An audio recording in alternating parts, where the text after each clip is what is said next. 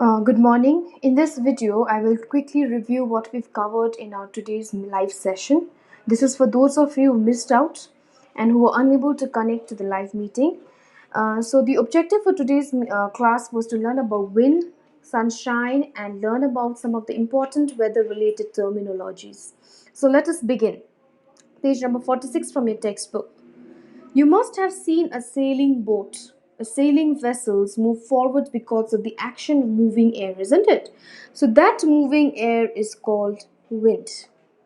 So moving air is known as your wind. Then underline, there is an uneven heating on the earth's surface by the sun. Some parts of the earth receive direct rays from the sun and are warmer. Some of the places receive slanting rays and are cooler. Isn't it? Some of the places like the equatorial region, like the 0 degree equator, which receives direct rays of the sun, that's why places near the equator are very warm. But as you go higher up, 23.5 degree Tropic of Cancer, you see the sun rays become slant in nature. The rays of the sun are slanted, so which means the heat is distributed. That is why those places, the tropical areas, are not as warm as the equatorial areas. All right. Next, underline warm air which is above. Let's go to the next page. Warm air which is above the warmer part of the earth's surface is lighter than cold air. So warm air is lighter than cold air. That is why that warm air rises. So when it rises, what happens? When the warm air rises, what happens? It creates a low pressure area. Alright, so when warm air rises, it creates an area of low pressure. And what happens in this area? Then again the cold air starts moving in this area, which is low pressure area created by the warm air. So because of this movement of cold air moving to the low pressure area, this movement of air makes the wind blow. Okay, so that is how wind starts blowing. When the warm air rises, creates low pressure, again cold air tries to enter the low pressure area, that movement leads to the formation of wind. Second term, what is a breeze?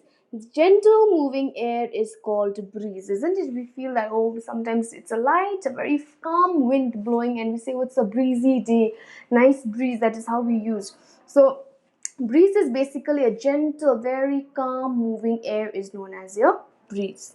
Now next thing, characteristic. This is important. You must know the two important characteristics of wind. The first characteristic is that wind has a direction. So wind always blows in a particular direction. That is why some winds blow in the eastern side, we call it easterly. Some blow in the west, we call it westerly. So wind always have a direction.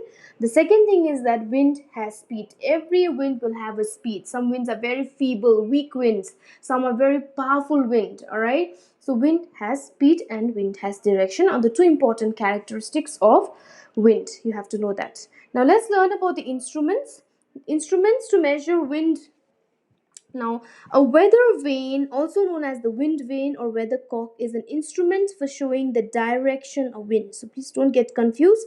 This is your wind vane, which is also known as a weather vane or a weathercock. It is an instrument that helps us to show the direction of wind. Okay. Now let's understand the working of this wind vane or weather vane. So the instrument consists of a tall rod on which the four cardinal means the main directions are fixed. So it's a tall rod. You see, this is a tall rod on which the four important directions, that is the north, south, east and west, are fixed. Above this rod is a freely moving arrow which keeps rotating as the wind keeps pushing against it. So this is a rotating arrow. As the wind pushes the arrow starts rotating.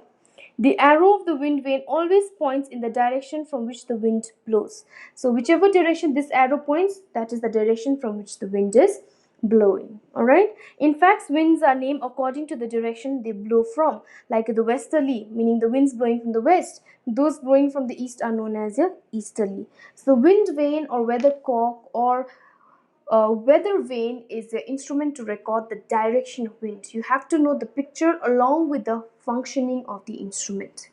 The second, anemometer. Anemometer is instrument to measure speed of wind. Okay, where the wind vane is for direction, anemometer is for speed. Alright, so you have to know the difference. Please do not get confused. Now let's learn about anemometer. The anemometer is mounted meaning it is fixed on a mast, that's a pole, alright, and consists of 3 or 4 cups which rotate when the wind blows. So do you see how it is fixed as in a pole, and these are cups which rotates as the wind blows. The anemometer rotates at the same speed as the wind. So this anemometer also rotates at the same speed the wind is rotating or blowing. The number of rotation made is recorded by an attached meter which records the speed. So this is an attached meter. This helps to record the number of rotation the anemometer cups is moved. The stronger the wind, the faster the metal cups move. Okay, you can make a gentle, moderate and strong breeze with the help of, by just looking at this instrument you can make out whether the wind is strong, whether it's a very weak wind or gentle wind by the rotation of this cup. If it's rotating very fast, which means the wind is very powerful. Okay, if it's rotating very gently, meaning the wind is calm. Now, what is the unit to measure wind? Wind speed is measured in unit called knots or kilometers per hour on the Beaufort scale.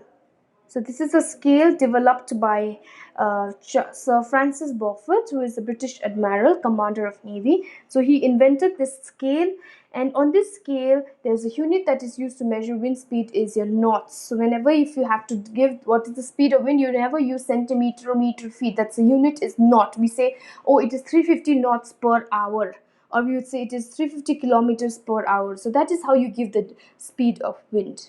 All right. So that is about the two instruments to measure wind. One is your wind's direction, that is the weather vane, weathercock or wind vane. Wind speed, it is your anemometer. Okay, you have to learn the diagram for both and the working of the both. Moving to the next. So this is a Beaufort scale. You just you just go through it. You don't have to memorize it. Like on a scale of 0, the wind is very calm. On a scale of 12, it can even occur, hurricanes can take place. So according to scale, they have categorized wind. All right. Now moving to the next, sunshine. Now this is the second goal for today's class. How do we? What is sunshine and which is the instrument to record sunshine? So what is sunshine? Is underline is the amount of light a particular area receives during the day. So any area that receives the light here is talking about the insolation or the solar radiation that we receive during the day is known as a sunshine. So the amount of light a particular area receives, that is what is known as a sunshine. Now how do we record sunshine?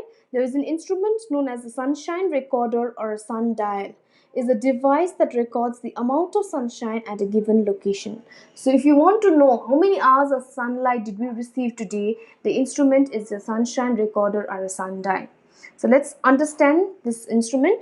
The sunshine recorder has a glass sphere mounted on a frame with a strip of paper placed behind. Like you can see, this is a glass sphere. It is mounted, okay, on a frame. This is your frame, and with a strip of paper. There's no paper given in this picture, but here they place a paper, okay, just on top of this frame. There's a strip of paper that is placed. Then what happens? This glass ball concentrates sun rays on one point, so they observe sun rays at one point, thus making scorching marks on the recorded timesheet. And these sun rays would penetrate inside, and then this paper would start burning. All right, and at the end of the day, this paper would tell us how many hours of sunlight the area received. So by looking at this paper, by looking at the length of the burnt mark on the paper, we would understand the duration of sunshine in that particular day. All right, so there will be a paper which is not given in the picture, but there will be a strip of paper that is placed on top of the frame, and the length of the burnt trace in the paper helps us to know the duration of the sunshine. All right, it is similar to magnifying glass. Earlier we used to use a magnifying glass on a paper, and then the paper would give burnt marks, isn't it? So with that burnt marks, we would identify how many hours of sunshine we received in that day.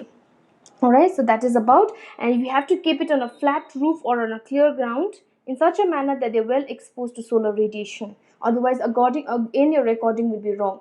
So you have to keep it on top of the roof or an area which would receive, fair sunshine. Don't keep it on a dark space or an area which would receive a lot of sunlight, but it should be in an area which would expose to sunlight. Now, few terms, weather meteorological data information are collected, processed, and represented on weather maps. So, one term, weather maps, helps us to give an information about different elements of weather.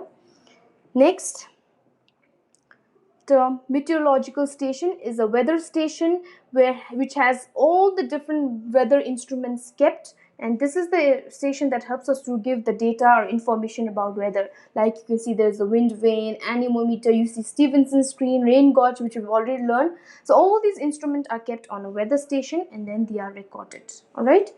Now, forecasting weather. We all know what you mean by forecasting weather. The forecasting weather, we forecast weather. The sources that helps us to forecast weather is through newspaper, over the radio, isn't it? You hear over the radio about the weather forecast. If there's a thunderstorm, we are warned earlier through radio. Sometimes over television, in the news also, there's a weather report shown how where it's going to rain, likely going to rain, drought. So, especially weather forecast, especially beneficial to farmers, fishermen, farmers because they grow their crops accordingly, fishermen because they would go out for fishing according to the weather. If it's going to be really very, stormy wind and the tide is going to be very high, then they would not go. Similarly, sailors and travelers, in fact, all of us require forecasting weather. If you're traveling, if you're planning a holiday, we always check our weather forecast, isn't it? Accordingly, we plan. So, weather forecast is important for all of us. And the last part is your terminologies. Isoline, lines which are drawn to link different places that share a common value. Common value meaning it could be temperature, it could be wind, it could be rainfall. So iso meaning equal. Now the first weather terminologies is isoheight. What is an isoheight? It's a line joining places having the same amount of rainfall. So like you can see, this is a map showing isoheight. So there's 300 written here. So this is a line, isoheight line. So all these places receive 300 centimeter of rainfall. Okay, so isoheight meaning places which receive equal amount of rainfall. And the last is the isotherm. Isotherm are lines joining places having the same temperature. From the word itself, therm, connect to the word therm, thermometer, alright, something warm. So it's a line joining places having the same temperature. Like you can see here, this is a map showing isotherm. All these lines that you can see, these are all the isotherm. And if you look here, this lines is an isotherm, which means all these places have how much degree? 5 degrees Celsius is the temperature. Similarly, 25. So all these places have 25-degree temperature. So when they share the same temperature, that line is known as your isotherm. So that is it. I hope you were able to understand. Thank you for watching.